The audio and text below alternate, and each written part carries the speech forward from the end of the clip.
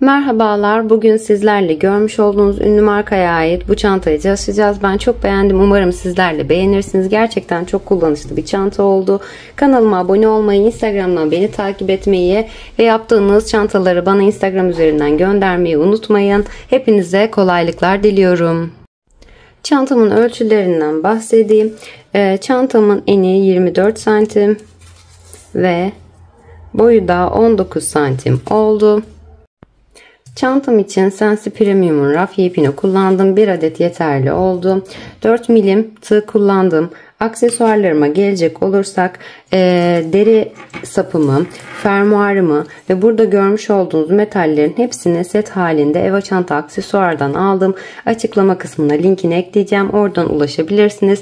Aynı zamanda bu çantamızın kitini Instagram'dan çekilişle birinize hediye edeceğim. Instagram'dan beni takip edip takipte kalmayı unutmayın. Çantamızın yapımına geçebiliriz. Çantam için öncelikle bu şekilde bir parça hazırlıyorum. Bundan 2 tane oluşturacağız. Ben birini oluşturdum. Diğerini hep birlikte yapalım. Ölçülerinden bahsedeyim sizlere. 24 santim eni oldu. Ve 18 santimde boyu oldu. Siz daha büyük bir çanta yapmak isterseniz zincir sayısını arttırabilir ve sıra sayısını arttırarak istediğiniz sonucu elde edebilirsiniz. Bu parçamızın yapımına geçebiliriz. Öncelikle 31 tane zincir elde ediyorum. Hemen arka kısımlarını çevirerek bu şekilde arka kanatlarına batarak birer tane sık iğne yapıyorum. 30. zincirimin arkasına battım. Bir sık iğne yaptım. Yanındaki zincirimin arka kanadına batıyorum. Bir sık iğne yapıyorum. Yanındaki zincirimin yine arka kanadına batıyorum. Bir sık iğne yapıyorum. Şu şekilde zincirimin ön kısmı böyle çeviriyorum ve şurada gözüken arka kanatlara batarak sık iğnelerimi yapıyorum. Yanındakine bir sık iğne, yanındakine bir sık iğne. Bu şekilde her bir zincirimin arka kanadına birer tane sık iğne yaparak toplamda 30 tane sık iğnemi elde ediyorum. Bir zincirimin arka kanatlarına batarak 30 tane sık iğnemi elde ettim. Bir zincir çekip ikinci sırama geçiş yapıyorum. Örgümü çeviriyorum. Hemen dibindeki ilk sık iğnemin üzerine tığım batıyorum. İpimi çekiyorum. Bir sık iğne yapıyorum. Aynı yere tekrar batarak bir sık iğne daha yapıyorum. İlk sık iğnemin üzerine çift sık iğne yaparak arttırmamı yapıyorum ikinci sıramda. Yanındaki sık iğneme batıyorum. Bir sık iğne yapıyorum. Yanındaki sık iğneme bir sık iğne.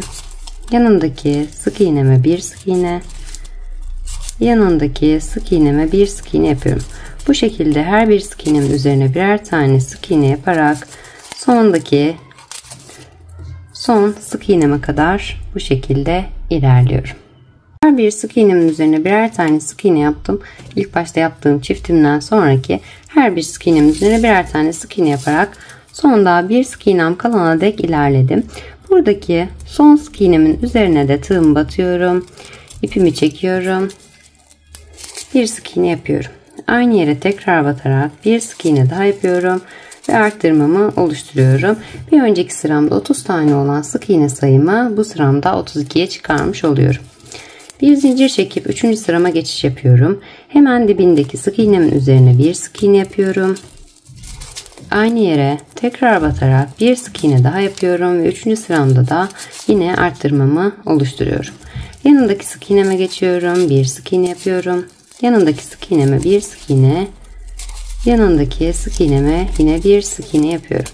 Bu şekilde her bir sık iğnemin üzerine birer tane sık iğne yaparak sonunda bir tane sık iğnem kalana dek ilerliyorum. Evet, her bir sık iğnemin üzerine çiftimden sonra birer tane sık iğne yaparak son sık iğnemin olduğu yere kadar ilerledim. Buraya yine tığım batıyorum. İpimi çekiyorum. Bir sık iğne yapıyorum. Aynı yere tekrar batarak bir sık iğne daha yapıyorum. Bu sıramda da ikinci arttırmamı oluşturmuş oluyorum. Üçüncü sıramda, ikinci sıramda 32 tane olan sık iğnemi bu sıramda 34 sık iğneye çıkarmış oluyorum. Bir zincir çekip 4. sırama geçiş yapıyorum. Artık arttırmalarımı bu sıramda bitiriyorum. Hemen dibindeki sık iğnemin üzerine bir sık iğne yapıyorum. Yanındaki sık iğnemin üzerine bir sık iğne. Yanındaki sık iğnemin üzerine bir sık iğne. Bu şekilde her bir sık iğnemin üzerine birer tane sık iğne yaparak sıra sonuna kadar ilerliyorum. Her bir sık iğnemin üzerine birer tane sık iğne yaparak sıra sonuna kadar geldim. Buradaki son sık iğnemin üzerine de bu şekilde tığım batıyorum. Bir sık iğne yapıyorum ve bir zincir çekip 5. sırama geçiş yapıyorum. Bu şekilde hemen dibindeki sık iğnemin üzerine tığım batıyorum. İpimi çekiyorum ve bir sık iğne yapıyorum. Yanındaki sık iğneme bir sık iğne. Yanındaki sık iğneme bir sık iğne yapıyorum. Bu şekilde her bir sık iğnemin üzerine birer tane sık iğne yaparak sıra sonuna kadar ilerliyorum. Bir zincir çekiyorum. 6. sırama geçiş yapıyorum. Orada da yine her bir sık iğnemin üzerine birer tane sık iğne yaparak ilerliyorum. Bu şekilde 34 tane sık iğneme yeteri uzunluğa gelene kadar örerek devam ediyorum. Evet, çantamda yeteri uzunluğa geldim. Arttırmalarımdan sonra 18 sıra ördüm.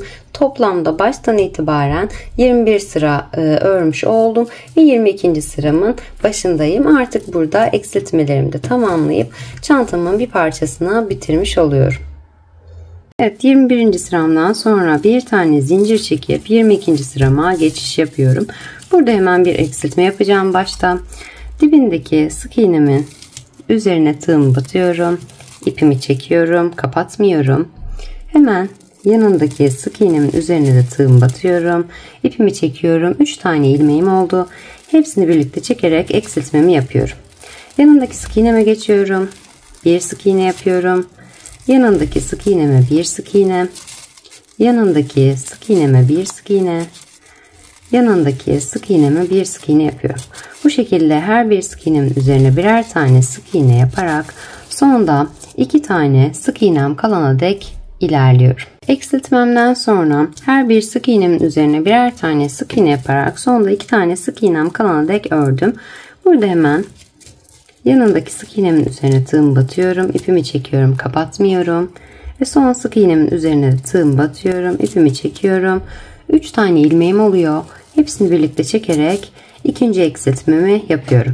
Bir önceki sıramda 34 tane olan sık iğnem bu sıramda 32'ye düşmüş oluyor. Bir zincir çekip 23. sırama geçiş yapıyorum.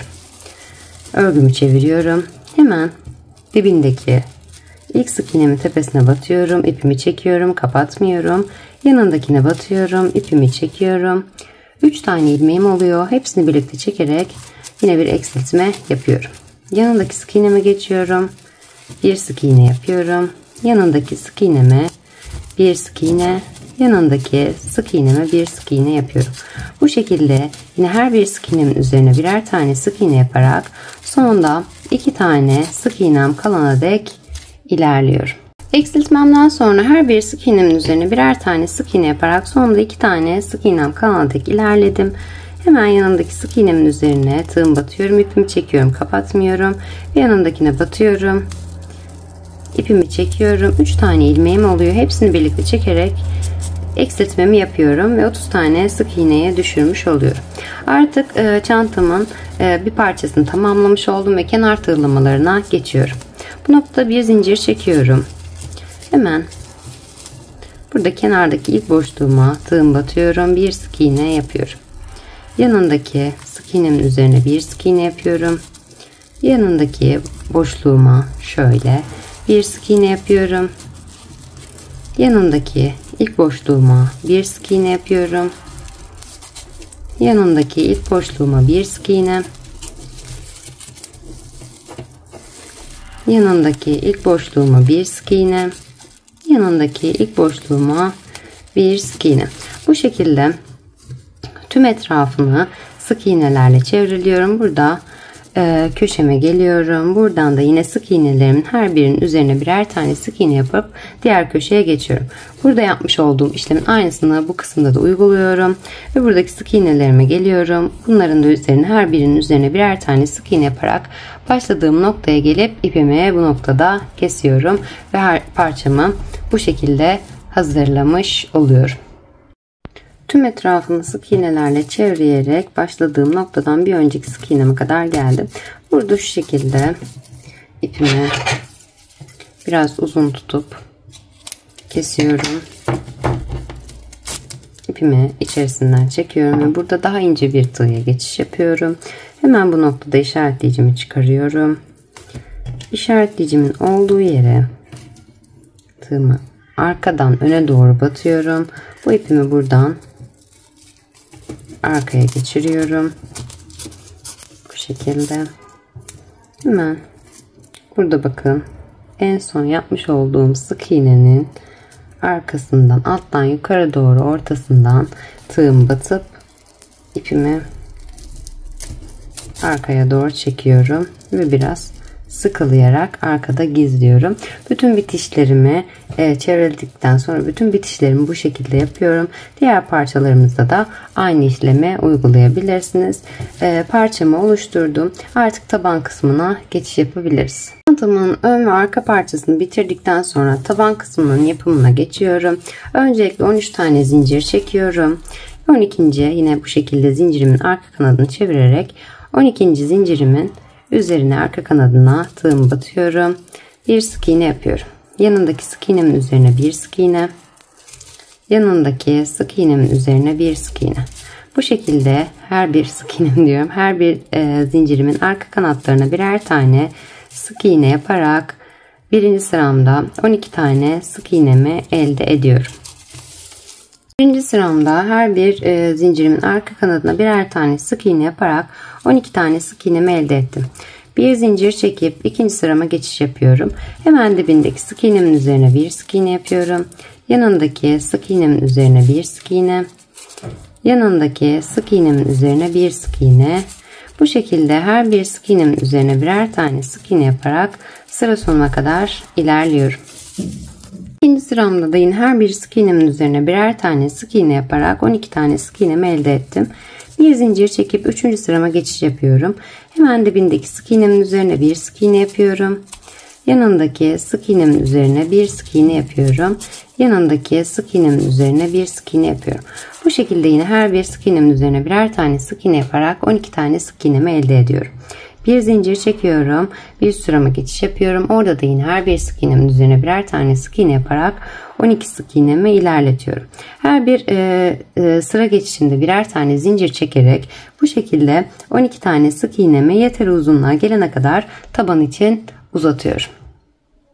12 sık iğnemi bu şekilde örerek yeteri uzunluğa gelene kadar tabanım için tamamlamış oldum. Toplamda 24 sıra tabanım için ördüm.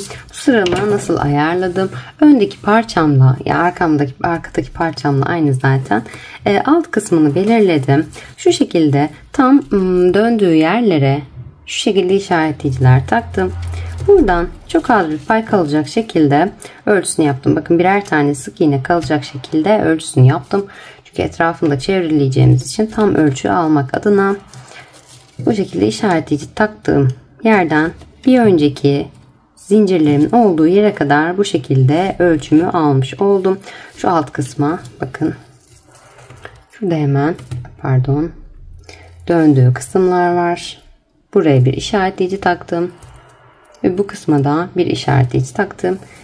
Tabanımın uzunluğunu ona göre ayarladım. 24 santim benim için yeterli oldu. Sizlere ölçüsünü de vereyim. Şöyle işaretleyici taktığım yerlerin ölçüsü şu şekilde 20 santim ve tabanıma yaptığım ölçü 19 santim oldu. 1 santim daha kısa yaptım. Bu şekilde hemen uzunluğunu bitirdikten sonra tabanıma bir zincir çekiyorum ve yan tığlamalarına yine geçiş yapıyorum. Hemen yanındaki ilk boşluğuma tığım batıyorum. Bir sık iğne yapıyorum. Yanındaki ilk boşluğuma tığım batıyorum. Bir sık iğne yapıyorum. Yanındaki ilk boşluğuma tığım batıyorum. Bir sık iğne yapıyorum. Yanındaki ilk boşluğuma tığım batıyorum. Bir sık iğne yapıyorum. Yanındaki ilk boşluğuma tığım batıp bir sık iğne yapıyorum. Yanındaki ilk boşluğuma tığım batıp bir sık iğne yapıyorum. Bu şekilde her bir etrafını sık iğnelerle çevreliyorum. Alt kısma geldiğimde her bir sık iğnemin üzerine birer tane sık iğne ve yine diğer tarafta da her bir boşluğuma birer tane sık iğne ve buradaki sık iğnelerimin üzerine de birer tane sık iğne yaparak başladığım noktaya geliyorum ve burada ipimi kesiyorum. Çantamın tabanından sonra şu şekilde yan kısımlarını yapmak için, yan ve fermuar kısmını yapmak için öncelikle yine tabanımdaki gibi 13 tane zincir çekiyorum. Hemen arka kanadını çeviriyorum. Zincirimin 12. zincirimin arka kanadına tığım batıyorum. İpimi çekiyorum ve bir sık iğne yapıyorum. Yanındaki sık iğnemin arka kanadı, zincirimin arka kanadına bir sık iğne. Yanındaki zincirimin arka kanadına bir sık iğne. Yanındaki zincirimin arka kanadına bir sık iğne yapıyorum ve her bir zincirimin arka kanadına birer tane sık iğne yaparak 12 tane sık iğnemi elde ediyorum. Bir zincirimin arka kanatlarına batarak 12 tane sık iğnemi elde ettim. Bir zincir çekip ikinci sırama geçiş yapıyorum. Hemen dibindeki sık iğnemin üzerine bir sık iğne yapıyorum. Yanındaki sık iğneme bir sık iğne. Yanındaki sık iğnemin üzerine bir sık iğne. Bu şekilde ikinci sıramda da her bir sık iğnemin üzerine birer tane sık iğne yaparak 12 tane sık iğnemi elde ediyorum. Bir zincir çekip bir üst sırama geçiş yapıyorum. Orada da her bir sık iğnemin üzerine birer tane sık iğne yaparak 12 tane sık iğnemi elde ediyorum. Bu şekilde 12 sık iğnemi yeteri uzunluğa gelene kadar devam ettiriyorum. Yeteri uzunluğa geldiğimde tekrar fermuar boşluğu için sizlerle buluşuyorum.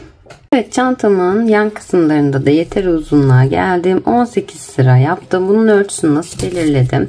Daha önce hatırlarsınız bu büyük parçamın alt kısımlarını işaretleyicimi takmıştım. Bu işaretleyiciden hemen sonraki sık iğneme şu şekilde bunu denk getiriyorum.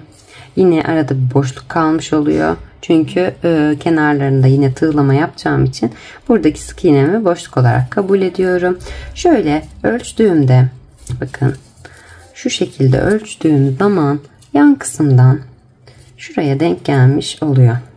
Fermuar boşluğunu buradan ayarlayacağım. Siz fermuarınızın ölçüsüne göre şuradan ölçerek ağız kısmına ne kadar fermuarınızın uzunluğu ne kadarsa oraya kadar gelene kadar şuradan itibaren örebilirsiniz. Benim için bu ölçü yeterli oldu. Orijinalinde de bu şekilde. Ölçüsü hemen buraya bir işaretleyiciyi takıyorum. Geldiğim yere kadar şöyle tekrar ölçeyim. Evet, tam buraya denk gelmiş oldu. Aynı şekilde şu şekilde hizalayarak aynı yerin sık iğnesine de yine işaretleyicime takacağım. Fermuar ölçüsünü belirlemek için. Buradan itibaren artık ölçümüzü belirledikten sonra ben size şöyle ölçüsünü de vereyim. 14,5 santim ölçüsü oldu. Şurayı da ölçeyim. Tam denk gelmiş olsun. Evet, 14,5'da bir önceki işaretleyicimden bir önceki sık iğneme kadar denk gelmiş oldu. Hemen burada fermuar boşluğunu yapmak için 18 sıramı ördükten sonra bir zincir çekip 19. sırama geçiş yapıyorum. Burada hemen ilk sık iğneme tığım batıyorum, ipimi çekiyorum, bir sık iğne yapıyorum. Yanındaki sık iğnemin üzerine bir sık iğne, 2 oldu. Yanındaki sık iğnemin üzerine bir sık iğne 3, yanındaki sık iğnemin üzerine bir sık iğne 4, yanındaki sık iğnemin üzerine bir sık iğne 5 tane sık iğnemi oluşturmuş oldum. Bir zincir çekip 20. sırama geçiş yapıyorum. Burada da hemen dibindeki sık iğnemin üzerine bir sık iğne, yanındaki sık iğneme bir sık iğne, alamadım. Yanındaki sık iğnemin üzerine bir sık iğne, yanındaki sık iğnemin üzerine bir sık iğne ve son sık iğnemin üzerine de bir sık iğne yaparak 5 tane sık iğnemi tamamlıyorum. Bir zincir çekip 20. sırama geçiş yapıyorum. Hemen dibine batıyorum. Bir sık iğne yapıyorum. Yanındaki sık iğneme bir sık iğne, yanındaki sık iğneme bir sık iğne, yanındaki sık iğneme bir sık iğne, yanındaki sık iğneme bir sık iğne. Bir zincir çekip bir üst sırama geçiş yapıyorum. Hemen dibine batıyorum. Bir sık iğne yapıyorum. yanındaki sık iğneme bir sık iğne, yanındaki sık iğneme bir sık iğne. Bu şekilde her bir sık iğnemin üzerine birer tane sık iğne yaparak 5 tane sık iğnemi tamamlıyorum. Bir zincir çekip üst sırama çıkıyorum. Yine 5 sık iğnemi örüyorum. Bir zincir çekip üst sırama çıkıyorum. Bu şekilde 5 tane sık iğnemi yeteri uzunluğa gelene kadar, yani burada diğer tarafta işaretlediğim sık iğnemin olduğu yere gelene kadar uzunluğuna, şuradaki işaretleyicimin olduğu yere gelene kadar sık iğnelerimi örmeye devam ediyorum. 5 tane sık iğnemi bu şekilde yeteri uzunluğa gelene kadar ördüm. 33 sık iğne sırası olarak tamamladım. Burada hemen işaretleyicimin olduğu yerden ve 5 tane sık iğnemin başladığı yerden birbirini bu şekilde bağladım. Şu şekilde ölçerek, diğer uca kadar ölçerek hesaplamalarımı yaptım. 33 sıra yeterli oldu. Burada hemen bu noktada ipimi kesiyorum. Bir tane zincir çekip ipimi bu noktada kesiyorum. Şuradaki işaretleyicimden parçamı çıkaracağım. Hemen diğer taraftaki 5 taneyi yapmaya geçiyorum. İpimi kestikten sonra hatırlarsınız, burada başta bu kısımdan başlamıştık. Diğer 5'i de o yüzden orta kısımdan başlayacağım. Aynı hizada olması için. Öncelikle 1-2 tane sık iğne atlıyorum. Tığıma bir tane zincir çektim. 1-2 atlıyorum ve üçüncüye tığımı batıyorum. İpimi çekip bir sık iğne yapıyorum. Hemen yanındaki sık iğneme bir sık iğne yapıyorum. 2, yanındaki sık iğneme bir sık iğne 3, yanındakine 4 ve yanındaki sık iğneme, sondaki sık iğneme, zor battım, 5. sık iğnemi yapıyorum. Bir zincir çekip bir üst sırama geçiş yapıyorum. Dibine hemen bir sık iğne yapıyorum. Yanındakine bir sık iğne, yanındakine bir sık iğne 3, yanındakine 4 ve son sık iğnemin üzerine de 5. sık iğnemi yapıyorum. Bir zincir çekip bir üst sırama çıkıyorum. Yine burada da bu kısımda yaptığımız işlemlerin aynısını uygulayarak 33 sıra olarak sık iğnelerime, 5 sık iğneme devam ediyorum.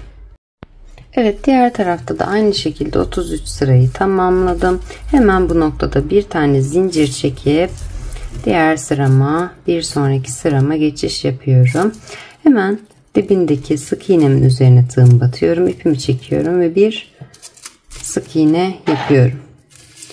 Hemen yanındakine batıyorum.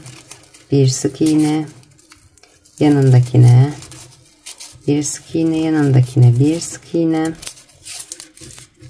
yanındakine ve son sık iğnemin üzerine bir sık iğne yapıyorum.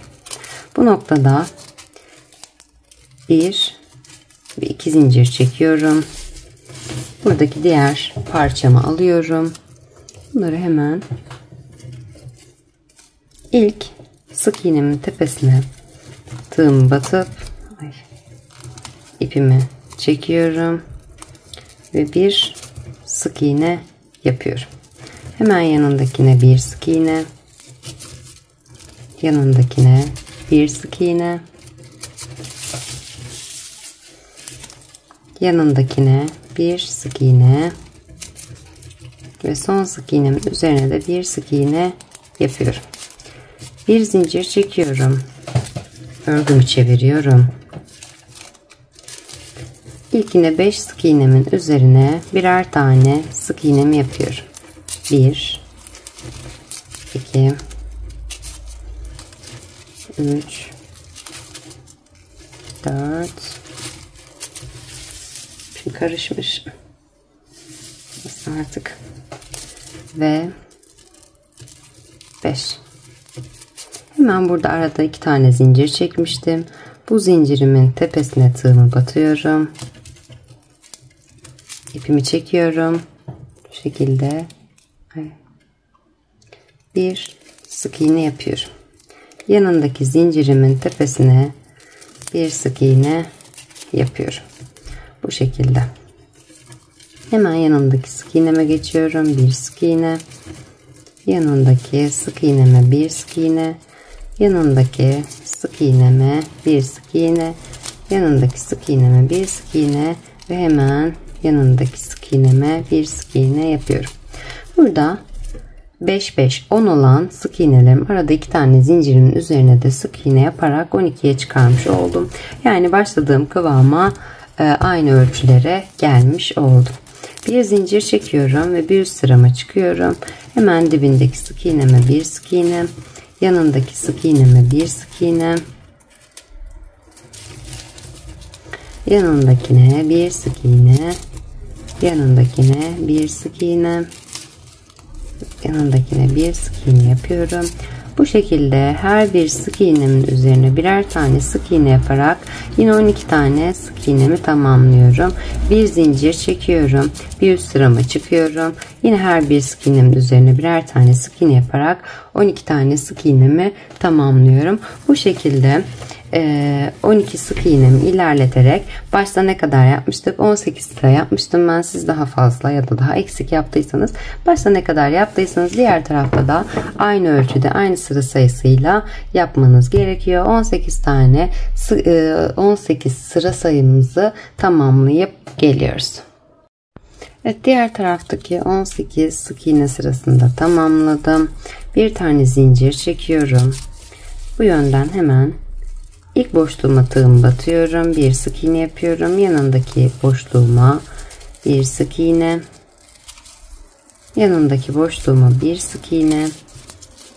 Yanındaki boşluğuma bir sık iğne. Şöyle yanındaki boşluğuma bir sık iğne. Bu şekilde tüm etrafını sık iğnelerle dönerek doldurarak boşluklarını bu kısma geliyorum. Yine buralara da sık iğnelerin üzerine sık iğneler. Yine aynı şekilde kenar kısımlarında da boşlukların üzerine sık iğneler ve yine son olarak sık iğne sıramın üzerine de sık iğnelerimi tamamlıyorum ve başladığım noktadan ipimi kesiyorum. Artık harf yapımına geçebiliriz. Çantamızın parçaları bu şekilde. Öncelikle bu şekilde bir U harfine ihtiyacım var. Aynı harfi M'de de kullanacağım. Bundan 4 tane elde edeceğiz. Öncelikle 11 tane zincir çektim. Burada hemen örgümü, zincirimi şu şekilde çevirerek arka kanatlarına batıyorum. 10. zincirimin arka kanadına tığımı batıyorum. Batamadım. Biraz sıkı yapmışım. Şöyle tekrarlayayım. 10 ve 11. 10. zincirimin arka kanadına tığımı batıyorum. İpimi çekiyorum ve bir sık iğne yapıyorum. Hemen yanındaki zincirimin arka kanadına batıyorum. Bir sık iğne yapıyorum. 2 oldu. Yanındaki zincirimin arka kanadına batıyorum ve bir sık iğne yapıyorum. 3 tane yan yana sık iğne yapmış oldum. Hemen yanındaki zincirimin arka kanadına batıyorum. İpimi çekiyorum. Bu noktada kapatmıyorum. Yanındaki zincirimin arka kanadına batıyorum. İpimi çekiyorum. 3 tane ilmeğim oluyor. Hepsini birlikte çekerek eksiltmemi yapıyorum. Hemen yanındaki zincirimin arka kanadına geçiyorum. İpimi çekiyorum. Kapatmıyorum. Aynı şekilde yanındaki zincirimin arka kanadına da batıyorum. İpimi çekiyorum. 3 tane ilmeğim oluyor. Hepsini birlikte çekerek eksiltmemi yapıyorum. Sonda 3 tane zincirim kalıyor. Bunların da her birinin arka kanadına birer tane sık iğne yapıyorum.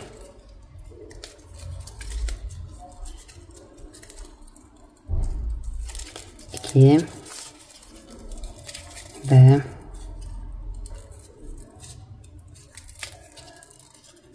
3. İpimi bu noktada biraz uzun bırakıyorum. Bir tane zincir çektikten sonra harfimi tamamlıyorum. İpimi bu noktada biraz uzun bırakıyorum. Çünkü dikişimde kullanacağım. Bu şekilde ipimi kesiyorum ve harfim hazır. Bundan 4 tane elde ediyorum. Evet, M harfimin bir kanadını bu şekilde hazırladıktan sonra bir kısım bu şekilde bir kanat daha hazırlıyorum. Bunu da bu şekilde monte edeceğim. M harfini bu şekilde hazırlıyorum. Öncelikle bu kısmı için 7 tane zincir çekiyorum. Yine zincirimi çeviriyorum. 6. zincirimin arka kanadına tığım batıp bir sık iğne yapıyorum. Hemen yanındaki zincirimin arka kanadına batıyorum. İpimi çekiyorum, kapatmıyorum. Yanındaki zincirimin arka kanadına batıyorum, ipimi çekiyorum. 3 tane ilmeğim oluyor. Hepsini birlikte çekerek bir sık iğne, bir eksiltme yapıyorum. Hemen yanındaki 3 tane sık iğnem kalıyor. Sık iğnelerime de birer tane sık iğne yapıyorum. 2 ve son zincirimin üzerine de arka kanadına da bir sık iğnemi yaptım ve burada bir zincir çekiyorum ve ipimi yine biraz uzun tutup kesiyorum. Diğer harfim de hazırlanmış oluyor. Bundan da yine 2 tane hazırlıyorum. Evet, şimdi de I harfimi hazırlayacağım. Bunun için öncelikle 5 tane zincir çekiyorum. Arka kanadını çevirip 4.'ye yine tığım batıyorum. Bir sık iğne yapıyorum. Yanındaki zincirimin arka kanadına bir sık iğne, 2 oldu. Yanındaki zincirimin arka kanadına bir sık iğne, 3. Ve yanındaki zincirimin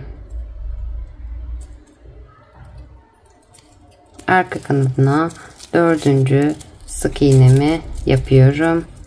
Ve bir zincir çekip ipimi biraz uzun bırakıp kesiyorum. I harfim de bu şekilde hazırlanmış oluyor. Bundan da yine 2 tane hazırlıyorum. Çantamın askılarını takmak için bu şekilde bir parçaya ihtiyacım var. Bundan 4 adet hazırlıyorum. Çantamın orijinalinde de, yani aynı markanın orijinalinde de böyle bir parça olduğu için ben de hazırlamak istedim. 3 tane zincir çekiyorum parçam için. Arkadaki kanadını çevirip ikincisine tığım batıyorum. Bir sık iğne yapıyorum. Yanındaki zincirimin arka kanadına da batarak bir sık iğne yapıyorum. 2 tane sık iğne oluşturmuş oluyorum. Bir zincir çekiyorum. Örgümü çeviriyorum. Hemen dibindeki sık iğneme bir sık iğne yapıyorum. Yanındaki sık iğneme bir sık iğne. İkinci sıramdayım. 2 tane sık iğnemi tamamladım. Bir zincir çekip 3. sırama geçiş yapıyorum. Dibine batıyorum. Bir sık iğne yapıyorum. Yanındakine bir sık iğne yapıyorum. 3. sıramı da bu şekilde tamamlıyorum. Bir zincir çekip 4. sırama geçiş yapıyorum. Dibine batıyorum. Yine bir sık iğne yapıyorum. Hemen yanındaki sık iğnemin üzerine bir sık iğne yapıyorum. Bir zincir çekip 5. sırama geçiş yapıyorum. Hemen dibindeki sık iğneme bir sık iğne yapıyorum. Yanındaki sık iğneme bir sık iğne yaparak 2 tane sık iğnemi tamamlıyorum. Bir zincir çekip artık 6. sıramı geçiyorum ve burada arttırma yapacağım. 6. sıramın dibindeki sık iğneme bir sık iğne yapıyorum. Aynı yere tekrar batarak bir sık iğne daha yapıyorum. 2 oldu. 6. sıramdaki sık iğne sayım. Yanındakine geçtim. Bir sık iğne yaptım. Aynı yere tekrar batarak bir sık iğne daha yaparak arttırmamı oluşturdum. 4 tane sık iğnem oluşmuş oldu. Bir zincir çekiyorum. Örgümü çevirip 7. sırama geçiş yapıyorum. Hemen dibindeki sık iğnemin üzerine bir sık iğne. Yanındaki sık iğneme bir sık iğne. Yanındaki sık iğneme bir sık iğne. Yanındaki sık iğneme bir sık iğne yaparak 4 tane sık iğnemi oluşturuyorum. Bir zincir çekip 8. sırama geçiyorum. 4 sık iğnemi yine örüyorum. Bir zincir çekiyorum. 9. sırama geçiyorum. Aynı şekilde 4 sık iğne örüyorum. Bir zincir çekip 10. sırama geçiyorum. Orada da yine 4 sık iğnemi örüyorum ve bir zincir çekip 11. sırama geçiyorum. Bu sıramda da 4 tane sık iğnemi örüyorum ve etrafını bu şekilde sık iğnelerle çevreliyorum. Bu şekilde bu parçamı da hazırlamış oluyorum. Şimdi parçalarımı birleştirmeye geçeceğim ama geçmeden önce öncelikle dikişlerimi yapmam gerekiyor. Dikişlerimi nasıl yapacağımı da göstereceğim hemen. Birleştirmeden önce dikişlerimi yapmam gerekiyor ki daha fazla zorlanmayayım diye. Şimdi ben size dikişlerimi ne şekilde yapacağımı göstereceğim. Şimdi bu şekilde 4 tane U harfi yapmıştık. Şöyle istediğiniz yere ortalıyorsunuz. Bu şekilde bunun tüm etrafını dikiyorsunuz. Aynı şekilde. Burada. Nerede diğer harfim? Evet. Burada. M harfinin diğer kanadını yapmıştık. Birlikte bundan da 2 tane yapıyorduk. Bu şekilde bunu dikiyoruz. Yanına hemen I harfini dikiyoruz istediğimiz boşluklarla ve yanına da yine U harfini dikiyoruz bu şekilde. Hemen alta geçiyoruz. İstediğiniz kadar boşluk bıraktıktan sonra yine aynı şekilde harflerin dikimini yapıyoruz. Daha önce bir Miu Miu çanta çalışmıştım. Oradaki o çantamı yaparken dikişlerini gösterdim. O yapılış videosunun linkini açıklama kısmına ekleyeceğim. Oradan da ulaşıp bakabilirsiniz. Diğer parçamıza gelecek olursak bunu da şu şekilde şöyle dikişimi yapacağım. Şu şekilde ve askı kısmını da şöyle bir parçam var. Benim demir bir parçam. Buna bu şekilde geçirdikten sonra içten şu şekilde dikişimi yapıyorum. Ve bu alt kısmını da çantama bu şekilde kenar kısmına sabitliyorum. Aynı şekilde bundan da 4 adet kullanacağım. Yine 4 tane bu parçadan yapmıştık. İkisini bu parçama, ikisini de aynı şekilde diğer parçama yapacağım. Daha sonrasında da birleştirme kısmında buluşabiliriz. Artık askı yapımına geçebiliriz. Öncelikle 4 tane zincir çekiyorum. İpimi biraz uzun tutuyorum dikişimde kullanmak için. Arka kanadını çeviriyorum. Zincirimin 3. zincirimin arka kanadına tığım batıyorum. Bir sık iğne yapıyorum. Yanındaki zincirimin arka kanadına bir sık iğne. Yanındaki zincirimin arka kanadına bir sık iğne yapıyorum. 3 tane sık iğne elde ediyorum. Bir zincir çekip ikinci sırama geçiş yapıyorum. Burada da yine dibindeki sık iğneme bir sık iğne yapıyorum. Hemen yanındakine geçiyorum. Bir sık iğne 2. Yanındakine 3 tane sık iğnemi tamamladım. Bir zincir çekip 4. sırama geçiş yapıyorum. Yine burada da her bir sık iğnemin üzerine birer tane sık iğne yaparak 3. sıramı da bu şekilde örüyorum. Bir zincir çekiyorum. 4. sırama geçiş yapıyorum. Yine burada da her bir sık iğnemin üzerine birer tane sık iğne yapıyorum. 3 tane sık iğnemi oluşturuyorum. 4 sıra bu şekilde 3 tane sık iğnemi ördükten sonra bir zincir çekip 5. sırama geçiş yapıyorum.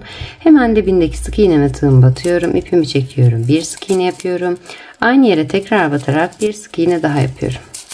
Ve ilk arttırmamı yapmış oluyorum 5. sıramda. Hemen yanındaki sık iğneme geçiyorum. Bir sık iğne yapıyorum. Yanındaki son sık iğnemin üzerine de yine bir sık iğne ve aynı yere tekrar batarak çiftimi oluşturuyorum. Bir çift, bir tek, bir çift yapmış oldum. Birer tane arttırma yapmış oldum. 2 tane toplamda arttırma yapmış oldum 5. sıramda. Bir zincir çekip 6. sırama geçiş yapıyorum. Hemen dibindeki sık iğneme tığımı batıyorum. Burada da yine arttırma yapacağım. Bir sık iğne yapıyorum. Aynı yere tekrar batarak bir sık iğne daha yaparak çiftimi oluşturuyorum. Hemen yanındaki sık iğneme geçiyorum. Bir sık iğne yapıyorum. Yanındaki sık iğneme bir sık iğne. Yanındaki sık iğneme bir sık iğne ve son sık iğnemin üzerine de yine çift sık iğne yapıyorum. 1 ve 2. Bir çift, 3 tek, bir çift sık iğnemi oluşturmuş oldum. Bir zincir çekip artık askımın 7. sırasında bu şekilde modelini kurmaya başlıyorum. İlk sık iğnemin tepesine şuradaki ilk sık iğnemin tepesine tığımı batıyorum. Şöyle ipimi çekiyorum ve bir sık iğne yapıyorum. Yanındaki sık iğneme batıyorum. Bir sık iğne yapıyorum. Döne döne yapacağız askımızı. Yanındaki sık iğneme batıyorum. Bir sık iğne yapıyorum. Yanındaki sık iğneme bir sık iğne. Yanındaki bakın şuradaki sık iğneme şöyle bir sık iğne.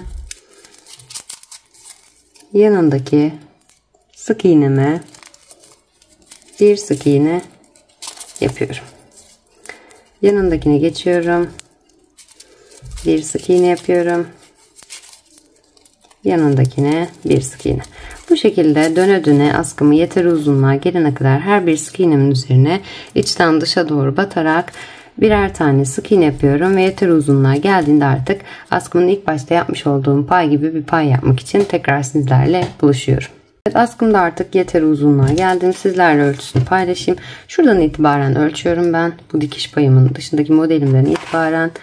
Buradan ölçtüğümde 26 santim olmuş oldu. 25,5 hatta.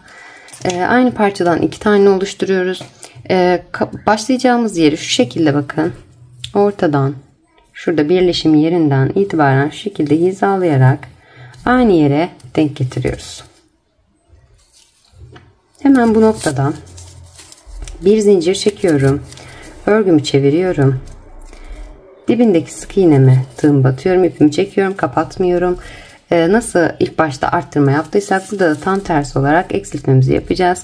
Hemen yanındaki sık iğneme batıyorum. İpimi çekiyorum. 3 tane ilmeğim oluyor. Hepsini birlikte çekerek eksiltmemi yapıyorum. Yanındaki sık iğneme geçiyorum. Bir sık iğne yapıyorum. Yanındakine ikinci sık iğnem. Yanındakine üçüncü sık iğnem. Yanındakine dördüncü sık iğnemi yapıyorum. Bakın burada 2 tane sık iğnem kaldı. Buraya tığım batıyorum. İpimi çekiyorum. Kapatmıyorum ve yanındakine batıyorum. İpimi çekiyorum. 3 tane ilmeğim oluyor. Hepsini birlikte çekerek eksiltmemi yapıyorum. Bir zincir çekip bir üst sıramı çıkıyorum. Yine burada da dibine batıyorum. İpimi çekiyorum. Kapatmıyorum. Yanındakine batıyorum. İpimi çekiyorum. Hepsini birlikte çekerek eksiltmemi yapıyorum. Yanındakine bir sık iğne. Yanındakine bir sık iğne yapıyorum. Pardon. Buraya bir sık iğne. Hemen son sık iğnemin üzerine de tığımı batarak sık iğnemi yapıyorum. Hepsini birlikte kapatarak eksiltmemi oluşturmuş oluyorum. Bir zincir çekiyorum. Bir sıramı geçiş yapıyorum. Burada her bir sık iğnemin üzerine birer tane sık iğne yaparak 3 tane sık iğnemi örüyorum. Bir zincir çekiyorum. Bir üst sırama çıkıyorum. Burada da yine 1, 2 ve 3 sık iğnemi örüyorum. Bir zincir çekiyorum. Üst sırama çıkıyorum. Burada da yine 1, 2 ve 3 sık iğnemi örüyorum. Ve son olarak 4. sıramı da 3 sık iğne ile tamamlıyorum. Ve bir tane zincir çekip ipimi bu noktada artık kesiyorum. Dikişimi yapacağım. Şöyle dikişim için de öncelikle buradaki askılarımı, demir askılarımı, şu şekilde ben dikişlerimi yapmıştım. Demir askılarımın üzerine şöyle içerisinden geçirerek bu şekilde dikişimi gerçekleştiriyorum. Askım da bu şekilde hazır oluyor. Diğer tarafını da yine aynı şekilde buradan geçirerek bu şekilde arka kısımdan, arkasını da göstereyim. Şöyle dikiyorum. Askılarım da bu şekilde hazırlanmış oluyor. Artık birleştirme kısmımıza geçiş yapabiliriz. Evet, gelelim birleştirme noktasına. Öncelikle de demiştim, buradaki dikişlerimizi, harflerimizi tamamlamamız gerekiyor. Daha sonrasında birleştirdikten sonra daha zor olacaktır. Aynı şekilde bu fermuar için ayrı bir parça örmüştük. Ona fermuarımı da diktim ben. Birleştirmeden önce dikerseniz daha kolay olur. Birleştirdikten sonra sizi bayağı zorlayabilir. Birleştirmemizi ben bir parçasını bu şekilde birbirine birleştirdim. İlk olarak fermuar parçamla tabanımı birbirine bu şekilde şöyle dikerek birleştirdim. Daha sonrasında da arka parçamı bu şekilde kaydırma yaparak birleştirdim. Ben bir parçamı bu şekilde birleştirdim. Diğer parçamızı da hep birlikte birleştirmemize geçebiliriz. Birleştirmemizi şu şekilde başlayacağız. Şu alt kısımdan, yani Miu Miu yazısının alt kısmından, tabanından birleştirmeye başlayacağım. Önemli olan nokta buradaki ön parçalar, yani ön ve Arkada da aynı şekilde ön parçalar bize bakması gerekiyor. Öncelikle bir tane zincir çekiyorum. Buradan işaretlediğim noktadaki işaretleyicimi çıkarıyorum. Taban için ayırdığımız bölümdeki tığım buraya batıyorum ve aynı şekilde burada dikiş demiştim ya, taban ve yan kısımları birleştirdim bu şekilde dikişle. Dikişi yaptığım yerden dikişimin olduğu trabzanıma şu şekilde tığımı batıyorum. İpimi bu aradan,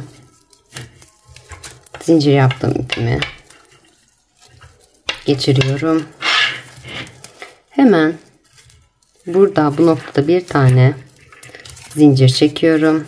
Hemen yanındaki sık iğneme bakın bu şekilde batıyorum. Ve karşısındaki ilk sık iğneme tığımı batıyorum. İpimi ikisinden birlikte geçiriyorum. Ve buradan da geçirerek kaydırmamı yapıyorum. Yanındaki sık iğneme batıyorum.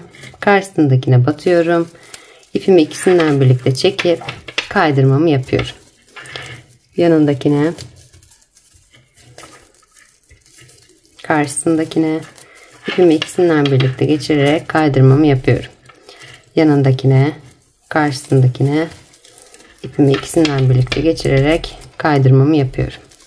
Yanındakine, karşısındakine, ikisinden birlikte geçirerek kaydırmamı yapıyorum.